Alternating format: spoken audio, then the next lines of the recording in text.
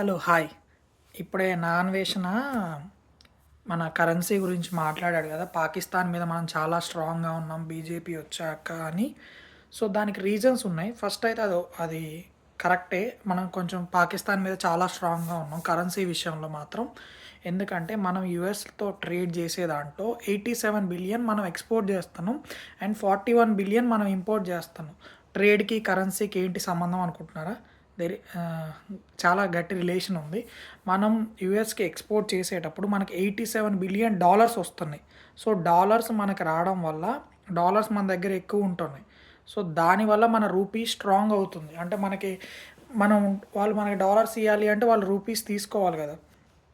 ఆబ్వియస్‌గా మనకి డాలర్స్ వాళ్ళు మనకి డాలర్స్ వాళ్ళకి మన డాలర్స్‌లో పే చేస్తారు. బట్ దాన్ని మనం రూపీలో కన్వర్ట్ చేసినప్పుడు మనకు రూపీస్ ఎక్కువ అవసరం పడతాయి కదా! 87 బిలియన్ డాలర్స్‌కి సరిపడా రూపీస్ మనకివ్వాలి. సో, అప్పుడు రూపీ స్ట్రాంగ్ అవుతుంది. అండ్ మనం 41 బిలియనే వాళ్ళకి ఎక్స్‌పోర్ట్ చేస్తున్నాం. మనం హాఫే. అంటే మనం డబుల్ ట్రేడ్ చేస్తున్నాం కాబట్టి వాళ్ళ మీద. సో, మన కరెన్సీ చాలా స్ట్రాంగ్‌గా ఉంటుంది.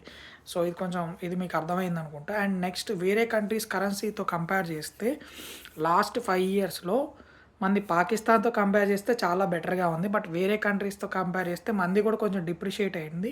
మీకు చెప్తాను. విత్ డేటా కూడా పెడతాను. చైనాతో మనది కంపేర్ చేస్తే చైనా ఓన్లీ 4% డిప్రిషియేట్ అయింది లాస్ట్ 5 ఇయర్స్‌లో. అంటే 2019లో 6.9 యువాన్ ఉంటే ఇప్పుడు 7.2 ఉంది. అంటే పెద్ద డిఫరెన్స్ లేదు. 4%. ఇండియా 2019లో రూ. 70 ఉంటే ఇప్పుడు 84, ఇది 24 డేటా. బట్ ఇప్పుడు 87, 88 దాకా కూడా వెళ్ళింది. 86. సో, 20% డిప్రిషియేట్ అయింది. అంటే డాలర్‌తో లాస్ట్ 5 ఇయర్స్‌లో. పాకిస్తాన్ 2019లో 140 ఉంటే ఇప్పుడు 290 అయింది.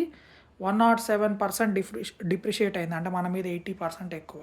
రష్యా 45% డిప్రిషియేట్ అయింది. Australia 5, Canada 2, Europe 4%, United Kingdom 3%. అంటే వేరే కంట్రీస్ అన్నిటితో కంపేర్ చేస్తే మనది 20% డిప్రిషియేట్ అయింది. అంటే మిగతా అన్ని 3, 4% అయితే మనది కూడా కొంచెం బ్యాడ్‌లో ఉన్నాం. మనం ఇంకా కొంచెం స్ట్రాంగ్ కావాలి. ఈ వీడియో చాలామందికి షేర్ చేయండి, సపోర్ట్ చేయండి. మీకు రియల్ అనాలిసిస్ తెలుస్తది. ఓకే. బాయ్.